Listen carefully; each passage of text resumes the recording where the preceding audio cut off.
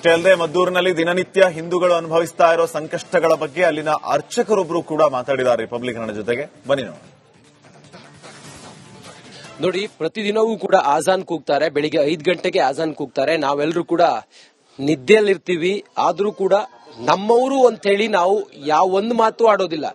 ಅವರ ಆಚರಣೆ ಅವರಿಗೆ, ನಮ್ಮ ಆಚರಣೆ ನಮ್ಗಂತ ಹೇಳಿ ನಾವು ಒಂದು ಮಾತಾಡೋದಿಲ್ಲ. ನಮ್ಮ ಮನೆಯಲ್ಲಿ ಯಾರಾದ್ರೂ ತೀರ್ಕೊಂಡ್ರೆ ಅವರ ಹೆಣ ಆ ಮಸೀದಿಯ ಎದುರುಗಡೆ ಹೋಗ್ಬೇಕು ಅಂತ ಹೇಳಿದ್ರೆ ಟಮಟೆಯನ್ನ ಹೊಡಿಬೇಡಿ ಅಂತ ಹೇಳಿ ಗಲಾಟೆ ಮಾಡ್ತಾರೆ. ನಾವು ವರ್ಷಕ್ಕೆ ಒಂದು ಸಲ ಇಡೋದು ಗಣಪತಿಯನ್ನ. ಗಣಪತಿ ಮೆರವಣಿಗೆ ಹೋಗ್ಬೇಕಾದ್ರೆ ಅಲ್ಲಿ ನಾವು ಸೌಂಡ್ ಹಾಕಂಗಿಲ್ಲ, ಏನು ಮಾಡಂಗಿಲ್ಲ. ನೋಡಿ, ಪಕ್ಕದಲ್ಲೇ ಮಸೀದಿ, ಪಕ್ಕದಲ್ಲೇ ಗಣೇಶನನ್ನು ಇಟ್ಟಿದ್ದಾರೆ. ಅವ್ರಿಗೆ ಏನೇನ್ ತಾಪತ್ರೆ ಆಗ್ತಾ ಇದೆ. ಒಂದು ಸ್ಪೀಕರ್ ಹಾಕ್ಲಿಕ್ಕೆ ಬಿಡಲ್ಲ, ಏನೂ ಇಲ್ಲ. ಪೂಜಾರಿದ್ದಾರೆ, ಅರ್ಚಕರಿದ್ದಾರೆ, ಅವ್ರನ್ನೇ ನಾನು ಮಾತಾಡ್ತೀನಿ. ನೋಡಿ, ಇದು ಮಸೀದಿ ಪಕ್ಕದಲ್ಲೇ ಇರುವಂತ ಗಣಪತಿಯ ಮೂರ್ತಿ. ಪ್ರತಿ ವರ್ಷ ಕೂಡ ಇಲ್ಲಿ ಗಣಪತಿಯನ್ನು ಇಡ್ತಾರಂತೆ. ಸುಮಾರು ಒಂದು 21 ವರ್ಷದಿಂದ ಇಲ್ಲಿ ಗಣಪತಿಯನ್ನ ಇಲ್ಲಿ ಪ್ರತಿಷ್ಠಾಪನೆ ಮಾಡ್ತಾರೆ. ನಮ್ಮ ನಂಬಿಕೆ, ನಮ್ಮ ಧರ್ಮ, ನಮ್ಮ ಧಾರ್ಮಿಕ ಕಾರ್ಯಕ್ರಮ ಗಣೇಶ ಚೌತಿ. ನಾವೆಲ್ಲರೂ ಸಾಮರಸ್ಯದಿಂದ ಅದನ್ನ ಆಚರಿಸಬೇಕು ಅಂತ ಹೇಳಿ ಬಯಸ್ತೀವಿ. ಆದ್ರೆ ಅವ್ರಿಗೆ ಸಾಮರಸ್ಯ ಬೇಡವೇನೋ. ಅವ್ರನ್ನೇ ಮಾತಾಡಿಸ್ತೀನಿ. ತಮ್ಮ ಹೆಸರು? ನನ್ನ ಹೆಸರು ಕುಮಾರ್ ಅಂತ. ಕುಮಾರ್ ಅವರೇ, ಎಷ್ಟು ವರ್ಷದಿಂದ ಇಲ್ಲಿ ಗಣಪತಿ ಇಡ್ತೀರಿ? ಸರ್, ಸುಮಾರು ಒಂದು 25 ವರ್ಷದಿಂದ ಇಡ್ತಾ ಇದೀವಿ. ಈಗ ನಿಮ್ಗೆ ಎಷ್ಟು ವರ್ಷದಿಂದ ನಿಮ್ಗೆ ಇಲ್ಲಿ ಗಣಪತಿ ಇಡೋದಕ್ಕೆ, ಸ್ಪೀಕರ್ ಹಾಕೋದಕ್ಕೆ, ಪೂಜೆ ಮಾಡೋದಕ್ಕೆ, ಗಂಟೆ ಬಡಿಯೋದಕ್ಕೆ ಇಷ್ಟೆಲ್ಲ ಸಮಸ್ಯೆ ಆಗ್ತಿದೆ? ಇವಾಗ ಒಂದು 3 ವರ್ಷದಿಂದ. ಮಸೀದಿ ನಿರ್ಮಾಣ ಆಗಿ ಎಷ್ಟು ವರ್ಷ ಆಯ್ತು? ಮಸೂದಿ ಅಂದ್ರೆ ಸರ್, ಅದು ಒಂದ್ 2 ವರ್ಷ ಆಗಿರ್ಬೋದು ಮೋಸ್ಟ್ಲಿ. ಇವಾಗ ಓಪನ್ ಆಗಿದೆ ರೀಸೆಂಟ್ ಆಗಿ, ಒಂದ್ 5 ತಿಂಗಳು ಆಗಿತ್ತು. ನಿಮ್ಗೆ ಇಲ್ಲಿ ಗಣಪತಿ ಇಟ್ರೆ ಏನೇನ್ ತೊಂದರೆ ಆಗತ್ತೆ? ಗಣಪತಿ ಇಟ್ರೆ ಇಲ್ಲಿ ಎದುರಾಗತ್ತೆ, ಬೇರೆಯವರಿಂದ ನಿಮ್ ತೊಂದರೆ ಬರುತ್ತೆ. ಬೇರೆಯವರಿಂದ ಅದೇ ಇವರೇನೆ ಪ್ರಾಬ್ಲಮ್ ಕೊಡೋದು. ಬೆಳಿಗ್ಗೆ ಒಂದ್ ಸುಪ್ರಭಾತ ಹಾಕುವಂಗಿಲ್ಲ, ತಿರ್ಗಾ ಸಂಜೆನೂ ಒಂದ್ ಸುಪ್ರಭಾತ ಹಾಕುವಂಗಿಲ್ಲ. ಆಮೇಲೆ ಒಂಥರ ಮಾತಾಡೋದು, ಅವರೇ ಮಾತಾಡೋದು, ಪೊಲೀಸ್ನವ್ರಿಗೂ ಕಂಪ್ಲೇಂಟ್ ಕೊಡೋದು, ನಮ್ಗೆ ಸೌಂಡ್ ಮಾಡ್ತಾರೆ, ಹಂಗ್ ಮಾಡ್ತಾರೆ, ಹಿಂಗ್ ಮಾಡ್ತಾರೆ. ಆಜಾನ್ ಕೂಗ್ದಾಗ ಇಡೀ ಊರೇ ಕೇಳಿಸೋತಾರ, ಆಜಾನ್ ಕೂಗ್ತಾರಲ್ಲ, ಅವಾಗ ನಿಮ್ ತೊಂದರೆ ಆಗೋದಿಲ್ಲ? ನಾವು ದೇವ್ರು ಅವ್ರ ಹಂಗ್ ಮಾಡ್ತಾರೆ, ನಾವ್ ಹಂಗ್ ಮಾಡ್ತಾ ಇಲ್ಲ. ಅದು ದೇವ್ರು ಅಲ್ವಾ ಅನ್ಬಿಟ್ಟು ನಮ್ ಸುಮ್ನೆ ಆಗೋಯ್ತೀವಿ. ನಾವ್ ಏನು ಕೇಳಲ್ಲ ಅದ್ರ ಬಗ್ಗೆ. ಅವ್ರ ದೇವ್ರು ಮಾಡಿದ್ರು ಅದ್ರ ಬಗ್ಗೆ ಏನು ಕೇಳಲ್ಲ ನಾವು. ನಾವು ಮಾಡಿದಾಗ ಮಾತ್ರ ಇವ್ರು ಪ್ರಾಬ್ಲಮ್ ಕೊಡ್ತಾರೆ.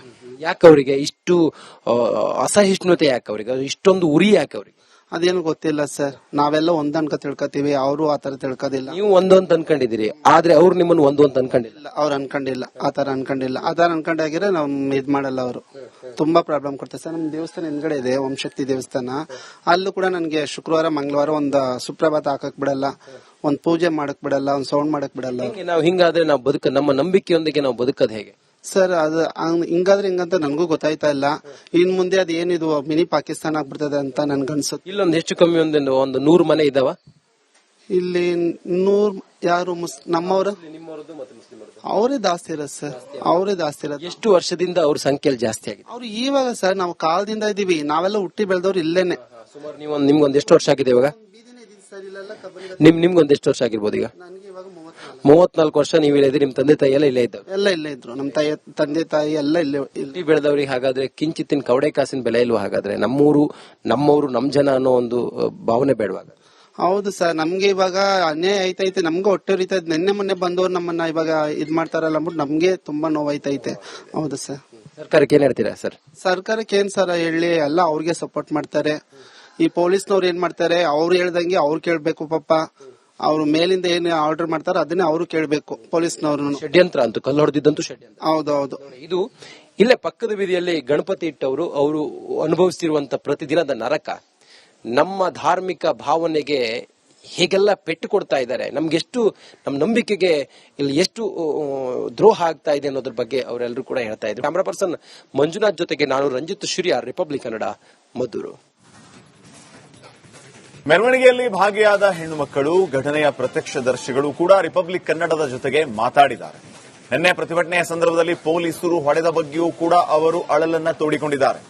ನ್ಯಾಯ ಕೇಳೋದೇ ತಪ್ಪ ಅಂತ ಪ್ರಶ್ನೆ ಮಾಡಿದ್ದಾರೆ.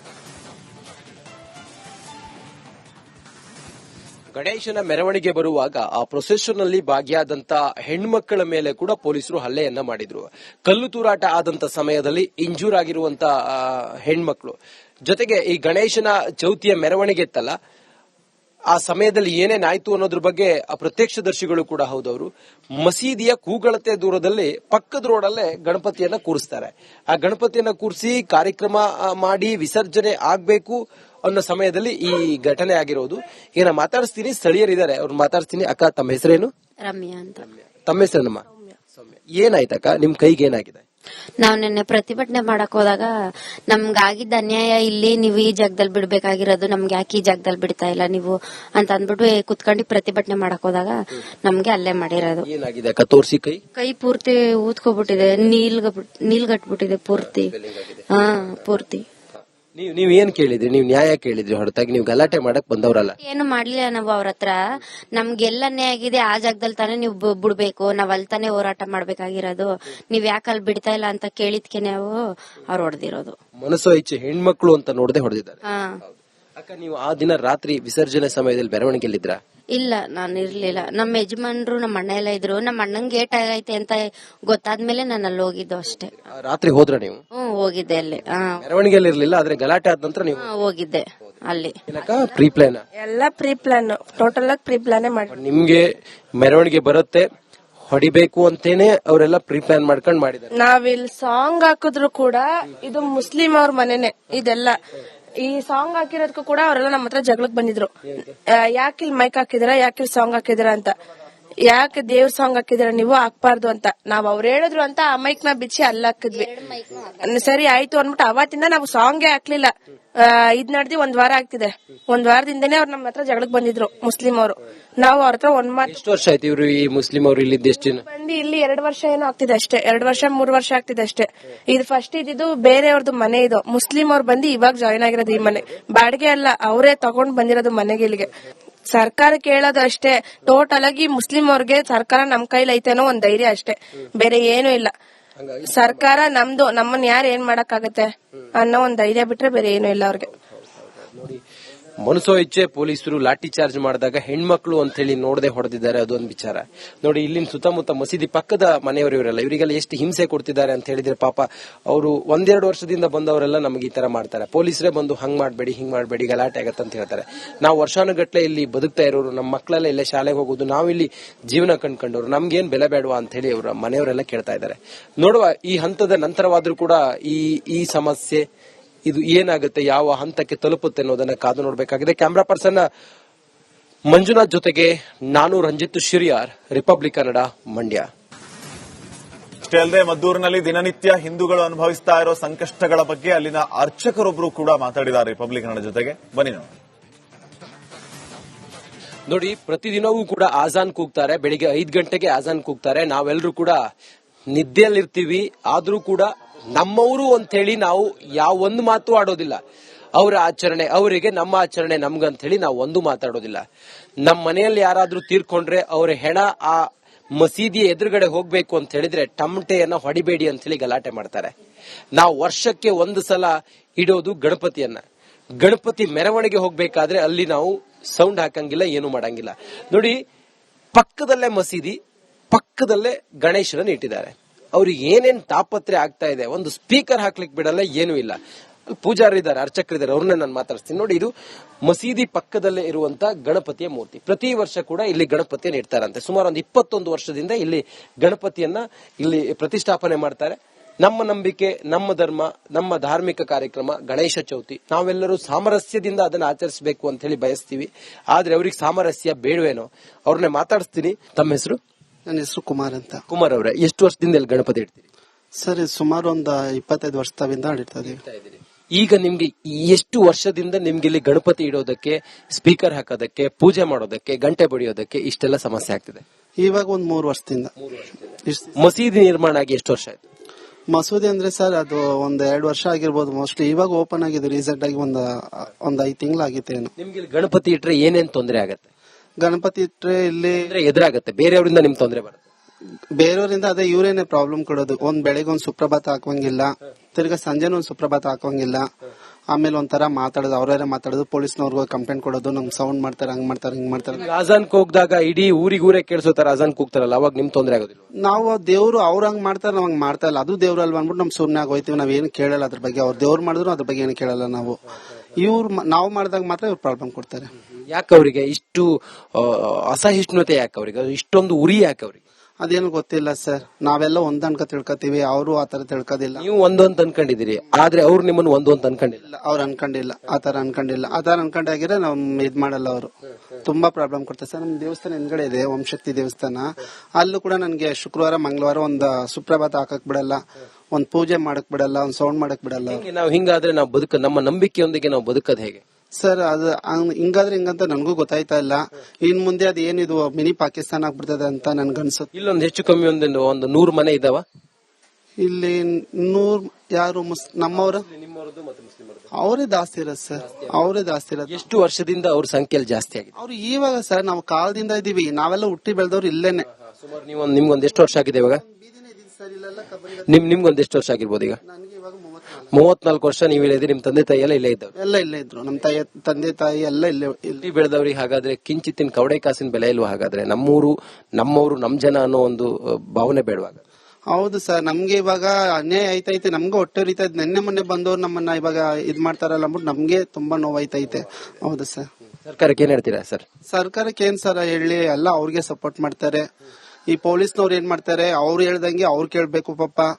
ಅವ್ರು ಮೇಲಿಂದ ಏನ್ ಆರ್ಡರ್ ಮಾಡ್ತಾರೋ ಅದನ್ನೇ ಅವರು ಕೇಳ್ಬೇಕು ಪೊಲೀಸ್ನವ್ರು. ಷಡ್ಯಂತ್ರ ಅಂತೂ ಕಲ್ಲು ಹೊಡೆದಿದ್ದಂತೂ ಷಡ್ಯಂತ್ರ. ಹೌದೌದು. ಇದು ಇಲ್ಲೇ ಪಕ್ಕದ ಬೀದಿಯಲ್ಲಿ ಗಣಪತಿ ಇಟ್ಟವರು ಅವರು ಅನುಭವಿಸ್ತಿರುವಂತ ಪ್ರತಿದಿನದ ನರಕ ನಮ್ಮ ಧಾರ್ಮಿಕ ಭಾವನೆಗೆ ಹೇಗೆಲ್ಲ ಪೆಟ್ಟು ಕೊಡ್ತಾ ಇದ್ದಾರೆ, ನಮ್ಗೆಷ್ಟು ನಮ್ಮ ನಂಬಿಕೆಗೆ ಇಲ್ಲಿ ಎಷ್ಟು ದ್ರೋಹ ಆಗ್ತಾ ಇದೆ ಅನ್ನೋದ್ರ ಬಗ್ಗೆ ಅವರೆಲ್ಲರೂ ಕೂಡ ಹೇಳ್ತಾ ಇದ್ರು. ಕ್ಯಾಮರಾ ಪರ್ಸನ್ ಮಂಜುನಾಥ್ ಜೊತೆಗೆ ನಾನು ರಂಜಿತ್ ಶಿರಿಯಾರ್, ರಿಪಬ್ಲಿಕ್ ಕನ್ನಡ, ಮದ್ದೂರು.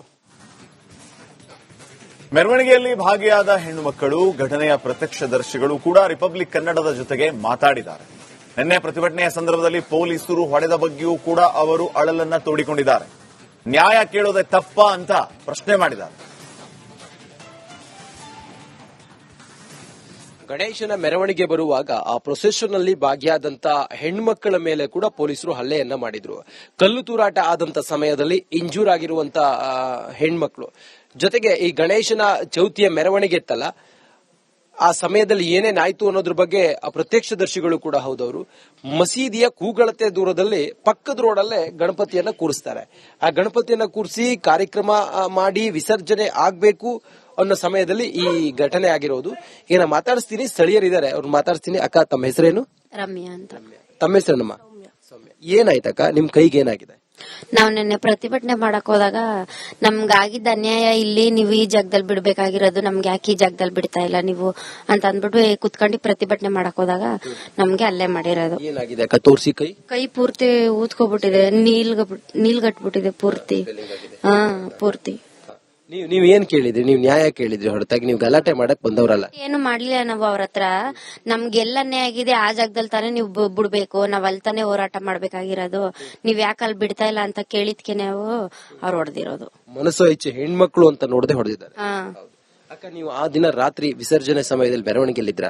ಇಲ್ಲ, ನಾನು ಇರ್ಲಿಲ್ಲ. ನಮ್ಮ ಯಜಮಾನ್ರು ನಮ್ಮ ಅಣ್ಣ ಎಲ್ಲ ಇದ್ರು. ನಮ್ಮ ಅಣ್ಣಂಗೆ ಏಟ್ ಆಗೈತೆ ಅಂತ ಗೊತ್ತಾದ್ಮೇಲೆ ನಾನು ಅಲ್ಲಿ ಹೋಗಿದ್ದು ಅಷ್ಟೇ. ರಾತ್ರಿ ಹೋದ್ರ ನೀವು? ಹೋಗಿದ್ದೆ ಅಲ್ಲಿ. ಮೆರವಣಿಗೆಯಲ್ಲಿ ಇರ್ಲಿಲ್ಲ, ಆದ್ರೆ ಗಲಾಟೆ ಆದ ನಂತರ ನೀವು ಹೋಗಿದ್ದೆ ಅಲ್ಲಿ.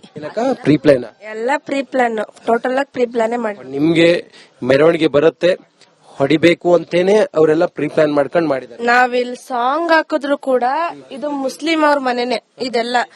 ಈ ಸಾಂಗ್ ಹಾಕಿರೋದಕ್ಕೂ ಕೂಡ ಅವರೆಲ್ಲ ನಮ್ಮ ಹತ್ರ ಜಗಳಕ್ಕೆ ಬಂದಿದ್ರು. ಯಾಕೆ ಇಲ್ಲಿ ಮೈಕ್ ಹಾಕಿದಿರಾ, ಯಾಕೆ ಇಲ್ಲಿ ಸಾಂಗ್ ಹಾಕಿದಿರಾ ಅಂತ. ಯಾಕೆ ದೇವ್ರ ಸಾಂಗ್ ಹಾಕಿದಿರಾ ನೀವು, ಹಾಕ್ಬಾರ್ದು ಅಂತ ನಾವ್ ಅವ್ರು ಹೇಳಿದ್ರು ಅಂತ ಆ ಮೈಕ್ ನ ಬಿಚ್ಚಿ ಅಲ್ಲಿ ಹಾಕಿದ್ವಿ. ಸರಿ ಆಯ್ತು ಅಂದ್ಬಿಟ್ಟು ಅವತ್ತಿಂದ ನಾವು ಸಾಂಗೇ ಹಾಕ್ಲಿಲ್ಲ. ಇದ್ ನಡೆದಿ 1 ವಾರ ಆಗ್ತಿದೆ. 1 ವಾರದಿಂದನೇ ಅವ್ರು ನಮ್ಮ ಹತ್ರ ಜಗಳಕ್ಕೆ ಬಂದಿದ್ರು ಮುಸ್ಲಿಂ ಅವರು. ನಾವು ಅವ್ರ ಹತ್ರ ಎಷ್ಟು ವರ್ಷ ಆಯ್ತು ಇವರು ಈ ಮುಸ್ಲಿಂ ಅವರು ಇಲ್ಲಿ ಎಷ್ಟು ಜನ ಬಂದು ಇಲ್ಲಿ 2 ವರ್ಷ ಏನೋ ಆಗ್ತಿದೆ ಅಷ್ಟೇ. 2 ವರ್ಷ 3 ವರ್ಷ ಆಗ್ತಿದೆ ಅಷ್ಟೇ. ಇದು ಫಸ್ಟ್ ಇದ್ದು ಬೇರೆಯವ್ರದ್ದು ಮನೆ. ಇದು ಮುಸ್ಲಿಂ ಅವ್ರು ಬಂದು ಇವಾಗ ಜಾಯಿನ್ ಆಗಿರೋದು ಈ ಮನೆ. ಬಾಡಿಗೆ ಅಲ್ಲ, ಅವರೇ ತಗೊಂಡ್ ಬಂದಿರೋದು ಮನೆಗೆ ಇಲ್ಲಿಗೆ. ಸರ್ಕಾರ ಕೇಳೋದು ಅಷ್ಟೇ, ಟೋಟಲ್ ಆಗಿ ಮುಸ್ಲಿಂ ಅವ್ರಿಗೆ ಸರ್ಕಾರ ನಮ್ ಕೈಲಿ ಐತೆ ಅನ್ನೋ ಒಂದ್ ಧೈರ್ಯ ಅಷ್ಟೇ, ಬೇರೆ ಏನು ಇಲ್ಲ. ಸರ್ಕಾರ ನಮ್ದು, ನಮ್ಮನ್ನ ಯಾರು ಏನ್ ಮಾಡಕ್ಕಾಗತ್ತೆ ಅನ್ನೋ ಒಂದ್ ಧೈರ್ಯ ಬಿಟ್ರೆ ಬೇರೆ ಏನು ಇಲ್ಲ ಅವ್ರಿಗೆ. ಮನಸೋ ಇಚ್ಛೆ ಪೊಲೀಸರು ಲಾಠಿ ಚಾರ್ಜ್ ಮಾಡಿದಾಗ ಹೆಣ್ಮಕ್ಳು ಅಂತ ಹೇಳಿ ನೋಡದೆ ಹೊಡೆದಿದ್ದಾರೆ. ಅದೊಂದು ವಿಚಾರ ನೋಡಿ. ಇಲ್ಲಿನ ಸುತ್ತಮುತ್ತ ಮಸೀದಿ ಪಕ್ಕದ ಮನೆಯವರಿವರೆಲ್ಲ ಇವರಿಗೆಲ್ಲ ಎಷ್ಟು ಹಿಂಸೆ ಕೊಡ್ತಿದ್ದಾರೆ ಅಂತ ಹೇಳಿದ್ರೆ ಪಾಪ ಅವರು 1-2 ವರ್ಷದಿಂದ ಬಂದವರೆಲ್ಲ ನಮಗೆ ಈ ತರ ಮಾಡ್ತಾರೆ. ಪೊಲೀಸರೇ ಬಂದು ಹಂಗ್ ಮಾಡ್ಬೇಡಿ, ಹಿಂಗ್ ಮಾಡ್ಬೇಡಿ, ಗಲಾಟೆ ಆಗತ್ತೆ ಅಂತ ಹೇಳ್ತಾರೆ. ನಾವು ವರ್ಷಾನುಗಟ್ಲೆ ಇಲ್ಲಿ ಬದುಕ್ತಾ ಇರೋರು, ನಮ್ಮ ಮಕ್ಕಳೆಲ್ಲ ಇಲ್ಲೇ ಶಾಲೆಗೆ ಹೋಗೋದು, ನಾವಿಲ್ಲಿ ಜೀವನ ಕಂಡ್ಕೊಂಡವ್ರು, ನಮ್ಗೇನ್ ಬೆಲೆ ಬೇಡವಾ ಅಂತ ಹೇಳಿ ಅವರ ಮನೆಯವರೆಲ್ಲ ಕೇಳ್ತಾ ಇದ್ದಾರೆ. ನೋಡುವ ಈ ಹಂತದ ನಂತರವಾದ್ರೂ ಕೂಡ ಈ ಸಮಸ್ಯೆ ಇದು ಏನಾಗುತ್ತೆ, ಯಾವ ಹಂತಕ್ಕೆ ತಲುಪುತ್ತೆ ಅನ್ನೋದನ್ನ ಕಾದು ನೋಡಬೇಕಾಗಿದೆ. ಕ್ಯಾಮರಾ ಪರ್ಸನ್ ಮಂಜುನಾಥ್ ಜೊತೆಗೆ ನಾನು ರಂಜಿತ್ ಶಿರಿಯಾರ್, ರಿಪಬ್ಲಿಕ್ ಕನ್ನಡ, ಮಂಡ್ಯ.